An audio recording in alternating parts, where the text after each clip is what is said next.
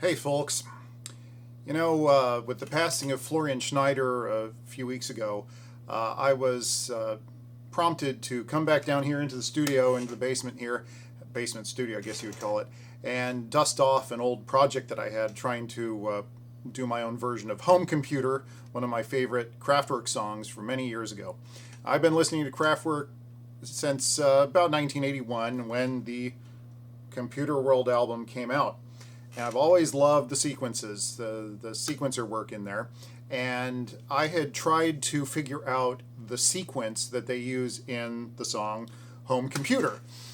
And I could never quite figure it out to my satisfaction until recently. And I made sort of a little discovery, which I think some of you out there in your home studios will find interesting. Maybe you're not even you're in your home studio, some other studio, whatever you like. So the first question that I had was, what notes are they playing? What did they program into the sequencer to create the sound? Well, I tried playing the CD over and over and over, and I just couldn't get it because part of the sequence sounds chromatic, other parts of it sound kind of like whole tones. I couldn't really tell. Now, in case you're wondering what sequence I'm talking about, what I've done here, get out of the way here, looking at the camera. So I loaded the song onto my beloved 11-year-old MacBook Pro here, and I bought a copy of Amazing Slowdowner software, which is a great little tool. Guitarists really like it, but it's good for everything. So let me turn the speed up here to 100%. Okay, so this is the sequence that I'm talking about.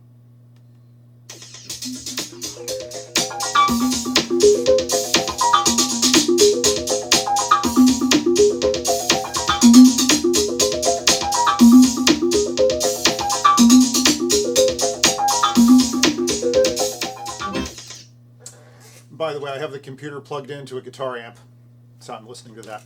So that goes by so fast, it's really hard to figure out. But if you load it into the Slowdowner software, obviously you can slow it way down. And so that's what we do here.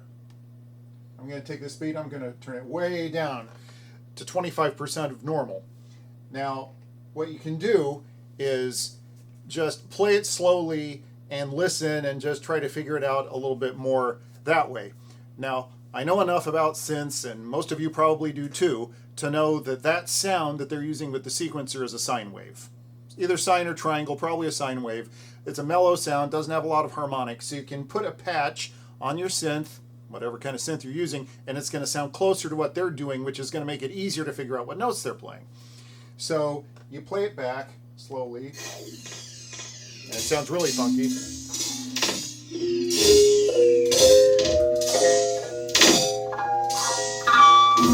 Hear those top two notes?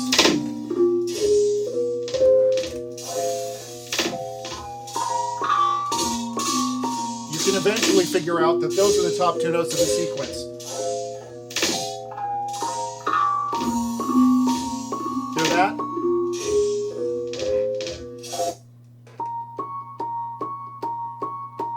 It's A sharp and C sharp. That's very clear at the top.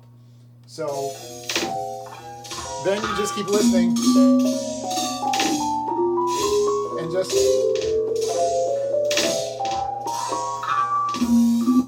through a process of elimination, I know those are the top two notes, and I start listening and just trying everything, and I finally figured out that what that sequence is simply the black notes. 16 notes worth of black notes. So that's your top note. 1, 2, 3, 4, 5, 6, 7, 8, 9, 10, 11, 12, 13, 14, 15, 16. So from C sharp to C sharp, it's just the black notes of the keyboard.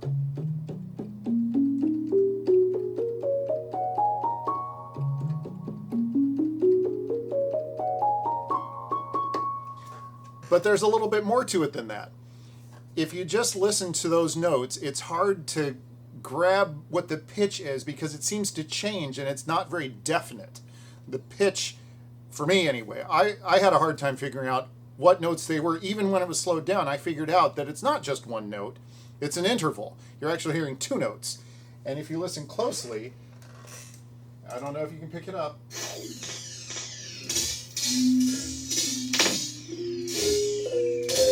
Those are in parallel. You can hear those notes at the top.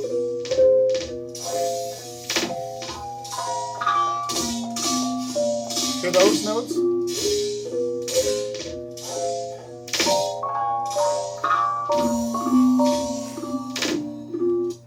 So after listening and listening and listening, I figured out that it is actually C sharp with the F below it. So if you go to the C, if you were to transpose the sequence down there, it would be C with the E below. But in this case, so what it is, at the end of the day, is all the black notes of the keyboard with, I don't know what you would call that. I mean, it would be a third on top, but it's inverted. It's the third below the note. So what you do is, like, I have a sequential circuits Prophet 12 here. It's very easy to do that with this keyboard. That's a sine wave. Just to do a patch, just have a sine wave with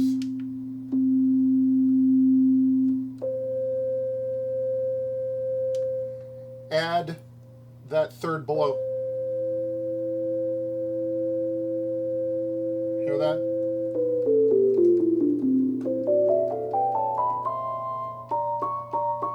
See? So that at the end of the day, it's just the black notes, sine wave with that interval. And that's what that sequence is. Now, if you're thinking that still doesn't quite sound right, well, remember that they've got a delay on there, so you're hearing the notes kind of adding up on each other in a way that you don't if you're just playing it this way. But so once you figure that out, there are a few ways you can take care of the problem. If you want to play it yourself, you can just program it in. If you have a workstation like this Phantom, you can just program in a patch, sine waves, that sixth apart or whatever, and I've been having a problem with this thing today, trying to do this demonstration. I think this thing has a software problem. Anyway, the volume keeps dropping on this patch for no reason at all, so I have to keep going back to studio set stuff. But anyway, you can program it in and just play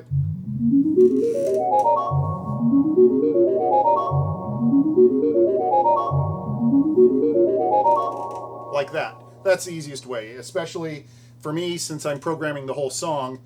You can do it that way. Now, if you're more of a keyboard player, and my head's out of the shot now, you can try to play it manually. Some people could do it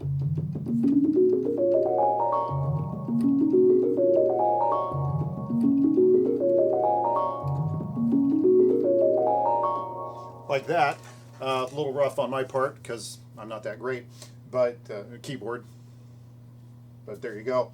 Now, if you're wondering, when they do the sequence again in the later part of the song, after the chorus or the verse, and they do it again, it's transposed up, and all it is just a semitone higher. So instead of,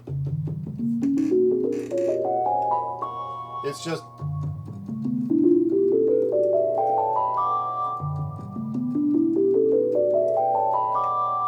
that's all it is. It's just moved up a semitone. So that's how you could do it, playing it or programming it. And I'm going to take a little break here, move the camera, and I'll show you the granddaddy of them all to do it with an analog sequencer. All right, so here we are with the modular setup. And this is my homemade 16-step sequencer. And of course, it's a 16-step sequence. So you just program in your pitch of all the black notes. And then in my case, I have the CV out split between two different VCOs, in this case, Blasset VCOs, and going into an effects unit, which everything you heard earlier was going through the effects unit with just a little bit of reverb on it. I'm going to play this completely clean and dry, whatever. No reverb, no nothing, so you can hear the sequence by itself, just with the C, the regular tuning, the unison tuning.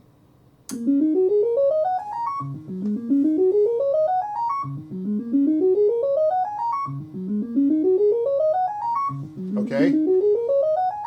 So that's that one. Now I'm going to turn that down.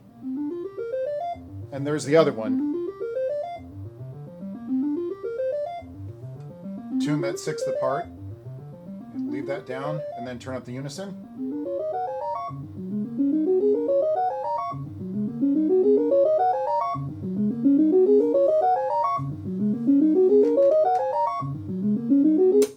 Okay, now add some reverb and delay, and the magic happens. And I think this sounds pretty cool.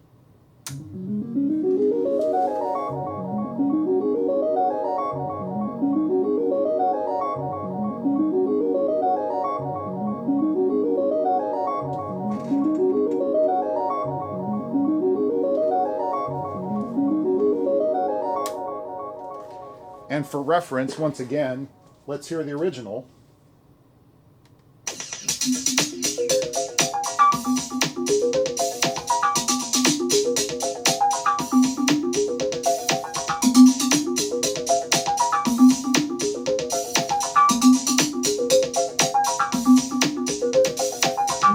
Okay, and then the one that I created here.